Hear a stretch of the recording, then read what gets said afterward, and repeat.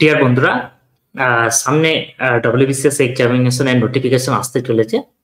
তো ডব্লিউবিসিএস একটা এক্সাম যেটা প্রতি বছরই হয়ে থাকে এবং অলমোস্ট 2 লাখের কাছাকাছি অ্যাসপিরেন্ট এই এক্সামটাতে বসে এবং এটা একটা স্টেট সার্ভিসের একটা প্রেস্টিজিয়াস একটা এক্সাম।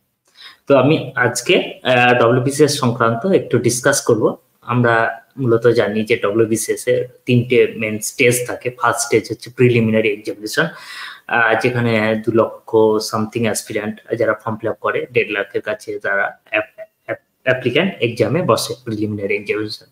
তারপরে মেন্স এক্সামিনেশন হয়। তার আগে প্রিলিমিনারি এক্সামিনেশনে মোটামুটি 5,000 জনকে, 4,000, 5,000 বা 6,000 জনকে কোয়ালিফাই করে, একটা সার্টেন কাট অফ মার্কস থাকে। দেন তারা মেন্স এক্সামিনেশনে বসে।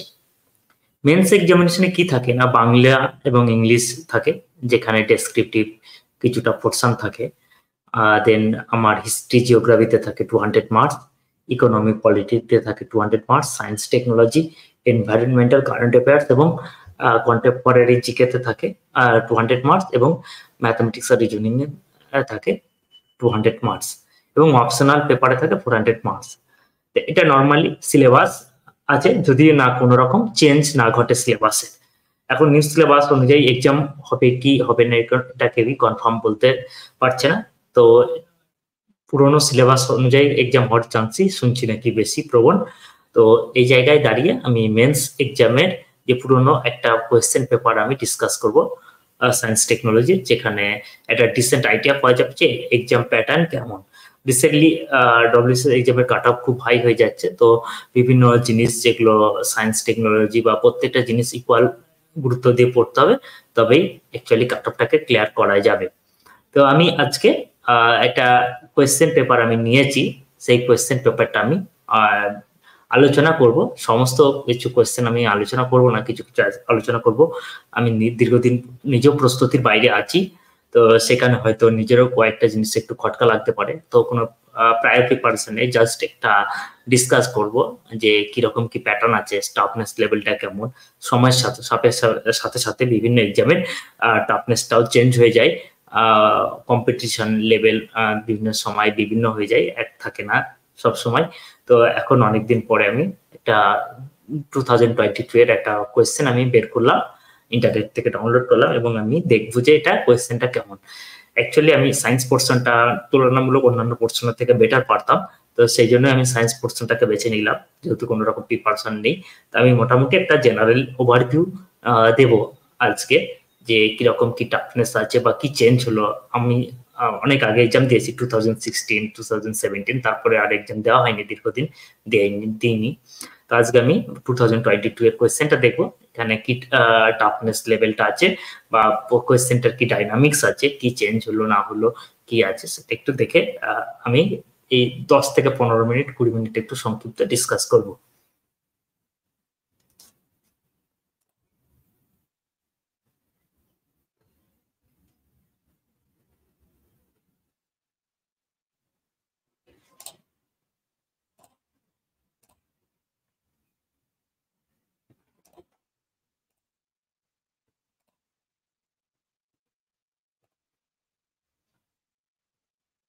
আমার 2022 এর কোয়েশ্চেনটা আছে, এখানে আমি দেখি কি রকম কি কোয়েশ্চেন আছে।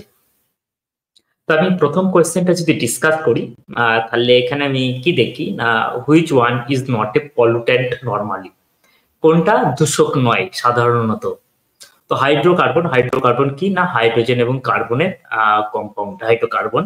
হাইড্রোকার্বন অনেক আছে, সেটা সিম্পল কার্বন যেমন মিথেন থেকে ইথেন, প্রোপেন, বিউটেন এবং থেকে নানা রকম কমপ্লেক্স হাইড্রোকার্বন আছে। তো carbon die oxide, carbon monoxide এবং সালফার ডাই অক্সাইড, তো এগুলোর মধ্যে হাইড্রোকার্বন ডিফারেন্ট ভ্যারাইটিস আছে। কিছু হাইড্রোকার্বন আছে এক্সট্রিমলি টক্সিক। তো অ্যাকচুয়ালি আরেকটা জিনিস আমি আগে প্রথমে বলে নিই, যেহেতু একটা বিসিএস এর এক্সামিনেশনের কোয়েশ্চেন, কোন একটা অ্যাসপিরেন্টের কোয়েশ্চেন স্ক্যান করা হয়েছে, তো অনেক সময় এখানে একটা ব্রেনে বায়াস করে যায়, যে মনে হয় যে টিক মেরেছে তার অ্যান্সারই হয়তো কারেক্ট হবে। তো সেক্ষেত্রে এরকম একটা ধরে নেওয়ার একটা প্রবাবিলিটিস থাকে, বায়াস হয়ে থাকে। তো এরকম বায়াসনেস কাটিয়ে ওঠা উচিত। তো যেহেতু হাইড্রোকার্বন টিক দেওয়া আছে, হয়তো মনে হতে পারে হাইড্রোকার্বনই অপশন হতে পারে, বাট এই ক্ষেত্রে হয়তো ডিসকাস করি হাইড্রোকার্বন, কমপ্লেক্স হাইড্রোকার্বন থেকে সিম্পল হাইড্রোকার্বন আছে। মিথেন যেমন এটা সিম্পল হাইড্রোকার্বন, বাট মিথেন খুব টক্সিক। আমরা বিভিন্ন জায়গায় পেপারে পড়ি যে কোন একটা সেফটি ট্যাঙ্কে এতজন মানুষ মারা গিয়েছে, অতজন। তো অ্যাকচুয়ালি মিথেনের কারণে প্রতি বছর কয়েক হাজার মারা যায়, কারণ বিভিন্ন জায়গায় এটা শ্বাসক্রিয়া ঘটায়, শ্বাস বিষক্রিয়া ঘটায়। তো hydrocarbon actually is not a suitable option here. Carbon dioxide আমি একটা জানি, এটা একটা green house gas. Carbon monoxide আমাদের হিমোগ্লোবিনে খুব ইজিলি অ্যাড হয়ে যায় অক্সিজেনের তুলনায়, এবং খুব তাড়াতাড়ি মানুষ মারা যায়। কার্বন মনোক্সাইড খুবই টক্সিক। সালফার ডাইঅক্সাইডও একটা গ্রিন হাউস গ্যাস টক্সিক, যেটা সালফারের টক্সিক, যেটা নর্মালি আমার অগ্নুৎপাতের সময়, ভলকানিক ইরাপশনের সময় বের হয়। এখানে সবকটাই কম বেশি, but carbon dioxide relatively less toxic. But carbon dioxide also toxic, যদি কোনো এনভায়রনমেন্টে কার্বন ডাইঅক্সাইডের পরিমাণ বেশি হয় তো শারীরিক প্রবলেম দেখা যায়। তো এখানে চারটে অপশন, চারটেই টক্সিক। নর্মালি এদের মধ্যে যদি আমি বলি লেস টক্সিক, তাহলে carbon dioxide. Option 2, which one of the following, question number 2, which one of the following is not a naturally occurring element that may be hazardous to human health? কোনটা naturally occurring element, যেটা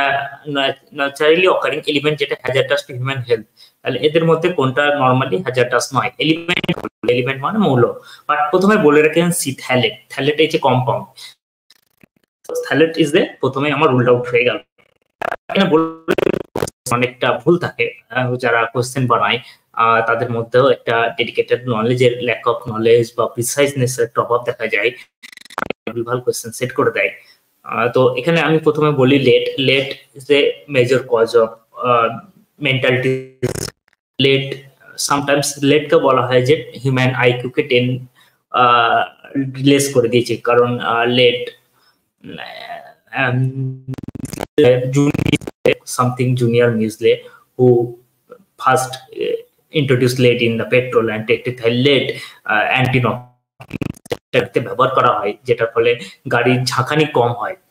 abnormal ইঞ্জিনের মধ্যে abnormal যে reaction ঘটে, thermal reaction, সেটাকে reduce করে।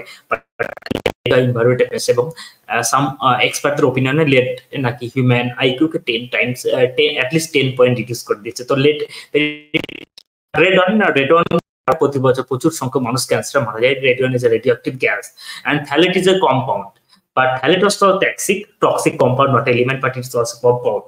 And mercury is also toxic, but every four answer is here is toxic. তাহলে none of the above হবে, but relatively mercury is less toxic.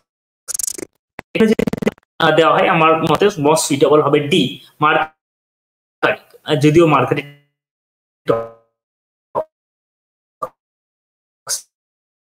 একটা সময় যখন মেডিসিন ডিসকভার হতো না, নানাজন গাউটের প্রবলেমে বা নানা পড়েছি যে তারা পেন অ্যান্টিহিলেশনের জন্য মার্কারি ইনটেক করতে হয়। মার্কারি সাধারণত ইনটেক করলে প্রবলেম হয়, but it is gradually slow problem হয়, তবুও কম তিনটের থেকে। Option most suitable D, but all are hazardous. তারপর একটা আমি কারেন্ট অ্যাফেয়ার্স, আমি যাচ্ছি না কারেন্ট অ্যাফেয়ার্স, আমি types of unemployment is most common in agricultural sector. তো আমরা কৃষি ক্ষেত্রে কি রকমের আনএমপ্লয়মেন্ট দেখতে পাই? Seasonal unemployment, it is also true, seasonal unemployment দেখা যায়, যেটা 6 মান্থ বা 3 মান্থ, বা নরমালি আমাদের যে ক্রপ কাটা 3 টাইমস হয়, এবং 3 into 3 9 মান্থস, তো 1 মান্থ করে আনএমপ্লয়েড থাকে। Fictional, but disguise unemployment, voluntary unemployment. তো এখানে মোস্ট সুইটেবল অপশন হবে ডিসগাইজ আনএমপ্লয়মেন্ট। ডিসগাইজড আনএমপ্লয়মেন্ট কি জিনিস না, ধরেন আমার তারা হয়তো 1 বিঘা জমি আছে বা 2 বিঘা জমি আছে। আমরা জানি যে Indian most of the agricultural holding very low, most of the, তাহলে 2 বিঘা জমি আছে, তাহলে 2 বিঘা জমিতে সে যদি নিজে কাজ করে, সে নিজেই কিন্তু কাজটাকে তুলে দিতে পারবে। বাট সে কিন্তু দেখা যায় যে আমরা গ্রাম অঞ্চলে দেখি যে এবারে জমিতে কাজ করতে যাচ্ছে, তারও হয়তো 1 বিঘা জমি আছে।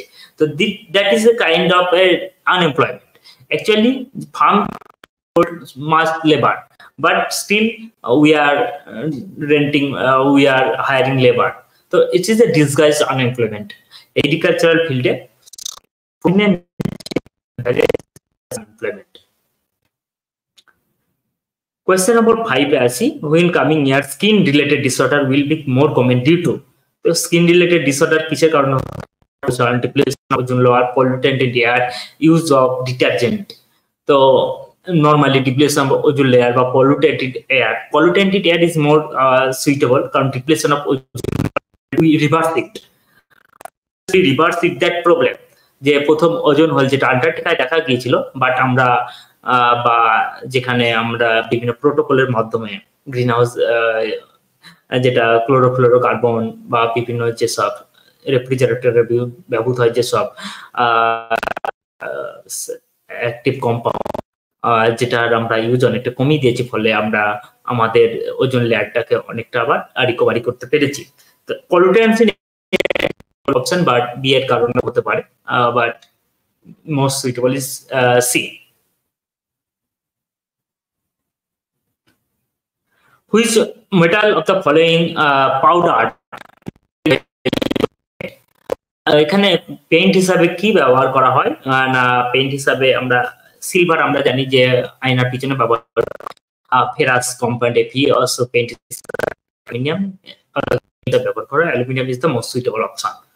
Study of the interrelation between organism and their environment. কোন প্রাণী, organism means কোন প্রাণী তার পরিবেশের সাথে যে সম্পর্ক তাকে কি বলা হয়?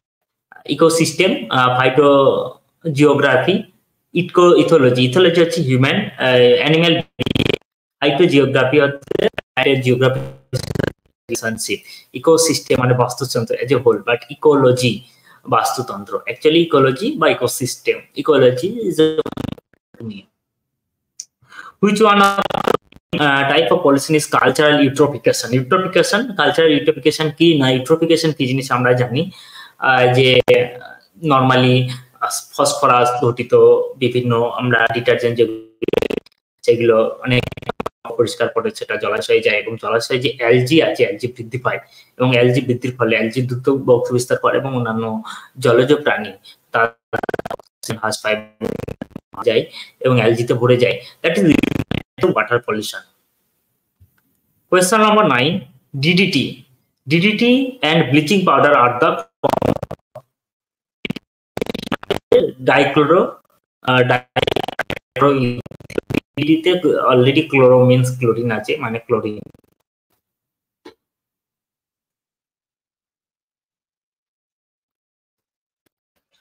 টেন নম্বরটা current affairs. Citric acid can be produced from fruit sugar by aerobic fermentation using enzyme. এটা অ্যাকচুয়ালি আমার ক্লিয়ারলি জানা নেই। The closely related morphologically similar sympatric population but productively isolated as designated as closely related morphologically similar sympatric population but reproductively isolated are designated as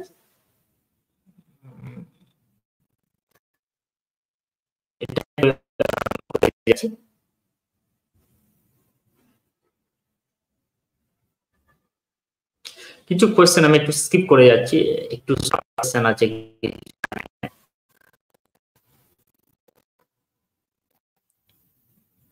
Which of the following solid waste deposition method is ecologically most acceptable? Landfill is very dangerous. Landfill উপরে পরে building করবে, সেই building stable হয় না। Pyrolysis as a certain compound কে break করে একটা certain টেম্পারেচারের উপর, ইনসারেশন কো ব্রেক, কম্পোস্টিং যেটা সেখানে পরে সার হিসাবে ব্যবহার করতে পারি। Which of the following would really prevent dead zone from number question আসি, which of the following would from the forming in a water body that is already experiencing eutrophication? তো dead zone কি না, dead zone বিভিন্ন সমুদ্রের বিভিন্ন এলাকা আছে যারা ডেড জোন বলে পরিচিত, যে এলাকাগুলো কারণ সেখানে কোনো প্রাণী থাকে, অক্সিজেন কনসেন্ট্রেশন ভেরি লো থাকে বা নিউট্রিশন লো থাকে, লো নিউট্রিশন লেভেল থাকে।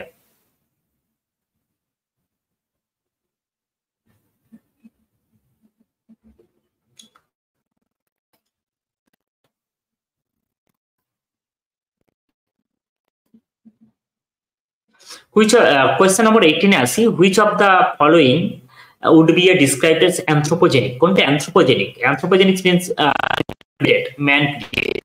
The water, bird dam, dinosaur going extinct, logging a forest, a mudslide, burying a stream. So which of the following would be described anthropogenic? তাহলে dinosaur extinction agent, it is a astro event. This is a stellar event. And logging a forest মানে forest কেটে ফেলা, that is a anthropogenic event.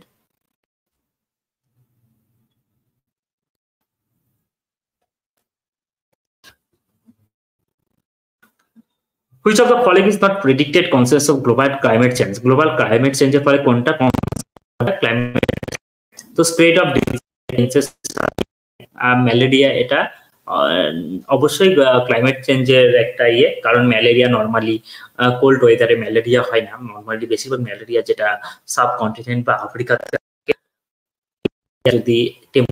যদি বরফ, বিশেষ করে malaria, mosquito, anopheles mosquito, বাদাস mosquito দ্রুত ডিজিজ স্প্রে করে। Rise in sea global climate চেঞ্জের ফলে বরফ বেশি গলে গেলে global average air and ocean temperature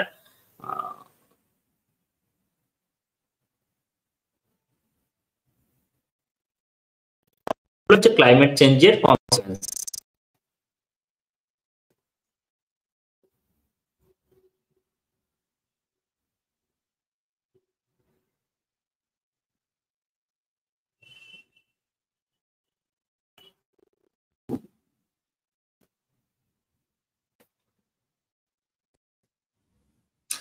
Which of the following associated with the issue of control and imposing out of the use of ozone substance?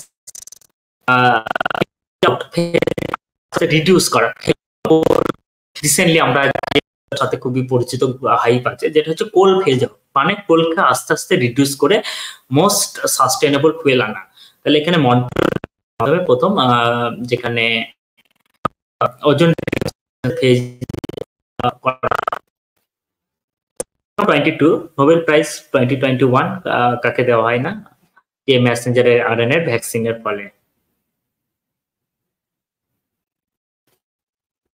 What is the primary ocean acidification? Ocean acidification সমুদ্রের জলের যে pH level acidification কমে যাওয়া, মানে pH কমে যাওয়া। তাহলে atmospheric carbon dioxide dissolved in ocean water, number যে কার্বনের কনসেন্ট্রেশন বাড়ার ফলে ওশিয়ান অ্যাসিডিফিকেশনের একটা চান্স ঘটে। তো মোটামুটি বিভিন্ন কোয়েশ্চেন আমি ডিসকাস করলাম। কোয়েশ্চেন লেভেল খুব একটা মোটামুটি টাফ নেই, থেকে বলতেই পারে, যদিও পার্সেন্টের বাইরে আছি আমি, হয়তো এখন এক্সামিনেশনের বোর্ড বসলে হয়তো একটু কম পাবো, বাট মোটামুটি আগের মতোই প্যাটার্ন আছে। তো ফলোইং ইজ ঠিক আছে, তবে এখানে দেখলাম তো মোটামুটি খুব একটা কোয়েশ্চেন টাফ নেই। ওয়াটার সলুবল ভিটামিন কি আছে? ওয়াটার সলুবল কোয়েশ্চেন আছে।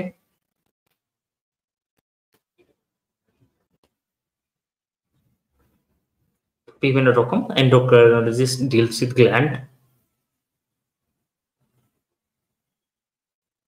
কেরালা এখন largest Muslim population, but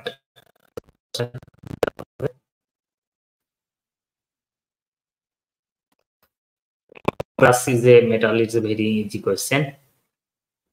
Use of the polish rice called beriberi, কারণ রাইসের নর্মালি যে উপরে ভিটামিন নিউট্রিয়েন্ট ওটা চলে গেলে ভিটামিন কন্টেন্ট কমে যায়। এখানে বিভিন্ন কোয়েশ্চেন আমি দেখলাম আছে, মোটামুটি 200 আছে।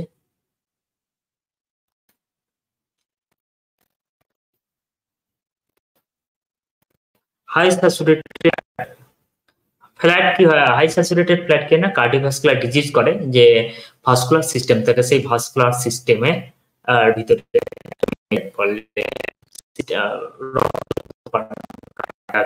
Problem.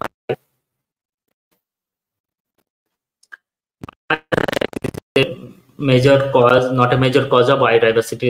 Habitat loss is a major cause. Climate change major cause. Invasive species is a major cause. The zoonotic disease is not a major cause. Monoxide is a polluted with hemoglobin. আগে এটা বলেছি।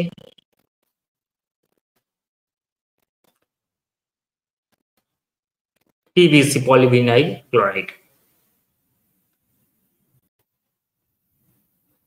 Starch is a polysaccharide. It is a heteropolysaccharide.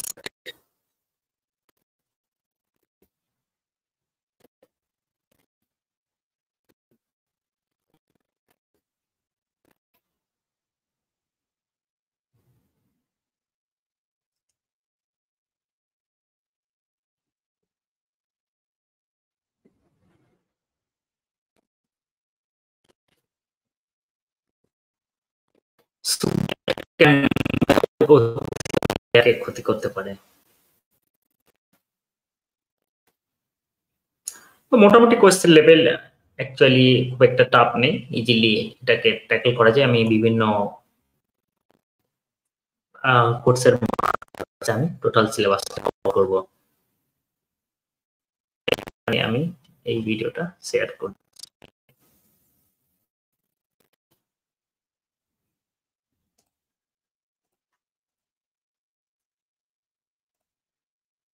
ঠিক আছে বন্ধুরা, next time আমি topic wise বিভিন্ন topic ধরে ধরে পড়াবো। আর যে জেনারেল আমি আজকে দেখে নিলাম কি আছে স্বল্প সময়ের মধ্যে, পরের দিন আমি টোটাল ডিটেলস আমি সমস্ত বিভিন্ন টপিকগুলো এক এক করে ডিসকাস করব।